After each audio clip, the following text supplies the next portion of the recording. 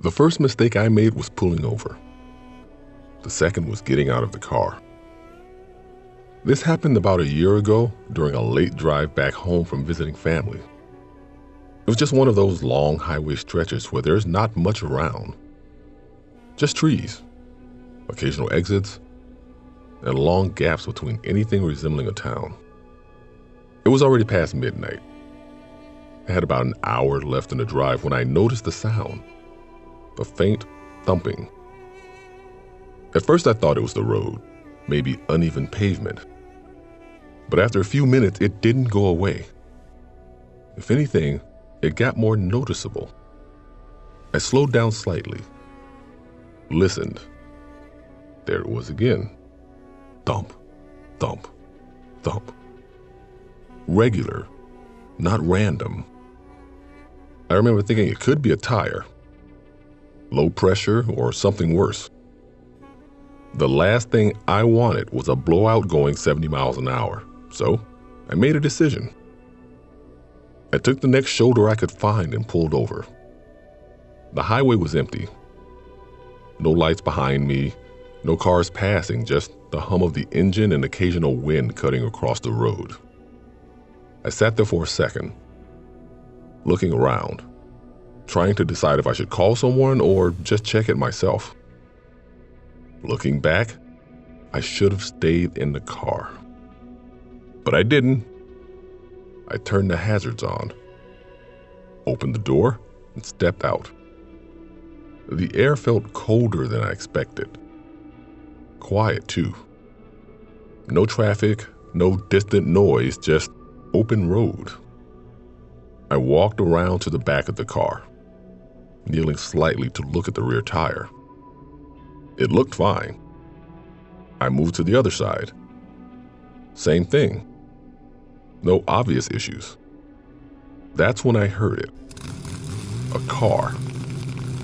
Not from the highway, from behind me. I stood up and turned.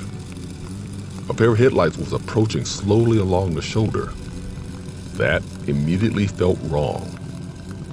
Cars don't usually drive on the shoulder like that. Not unless something's wrong. I stepped back toward my driver's side door, watching. The car slowed, then stopped about 30 feet behind me. The engine stayed running. For a second, nothing happened. Then, the driver's door opened. A man stepped out. He didn't say anything, didn't wave, just started walking toward me. "Hey," I said, trying to keep it normal. "Everything all right?" No response. He kept walking. Something about the way he moved made my stomach drop. Too direct. Too focused. "Car trouble?" I asked. Still, nothing. Now, he was about 15 feet away. That's when I saw his hand. At first, I didn't fully register it. Just something reflecting light. Then it clicked. A knife.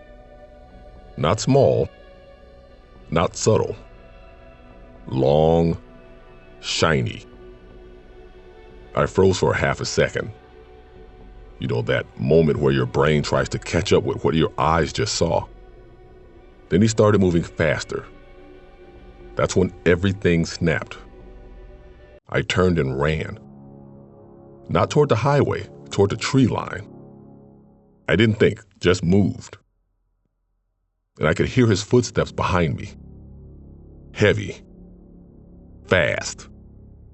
Branches hit my arms as I pushed through the edges of the woods. The ground uneven. Hard to see. I almost fell. Caught myself, then kept going. Behind me, footsteps. Still there. Closer than I wanted. I didn't look back. Didn't want to see how close he was. I just ran. My breathing got heavy fast. My legs were burning. But I didn't slow down. I remember thinking, Don't stop. Because stopping meant giving him the chance to catch up. I veered slightly downhill without realizing it, and my foot slipped. I went down hard. I hit the ground, hands scraping against dirt and rock. I scrambled up immediately. Didn't even check if I was hurt. Just kept running. The footsteps behind me slowed for a second, then picked up again. He was still coming. I changed direction. Sharp. Was hoping to throw him off. I pushed deeper into the trees. After what felt like forever, I saw something. A faint glow. Lights. Far off. But there. I ran toward it. My legs felt like they were giving out. My breathing rough. Chest tight. But I didn't stop. Behind me, the footsteps faded slightly. But they're still there. But not as close. I pushed harder. The trees started thinning. The ground leveled out. Then I broke through. A small roadside building. Closed, but lit. I ran straight to it, banging on the door. "Help!" I shouted. No answer. I turned, looking back toward the trees. Nothing. No movement. No sound. He had stopped. Or he turned back. I didn't wait to find out which. I stayed there until I felt like I could breathe again, then called the police.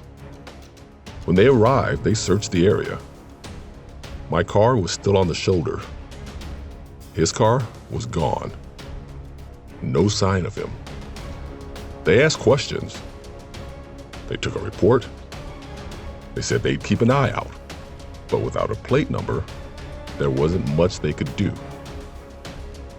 I didn't drive that road again.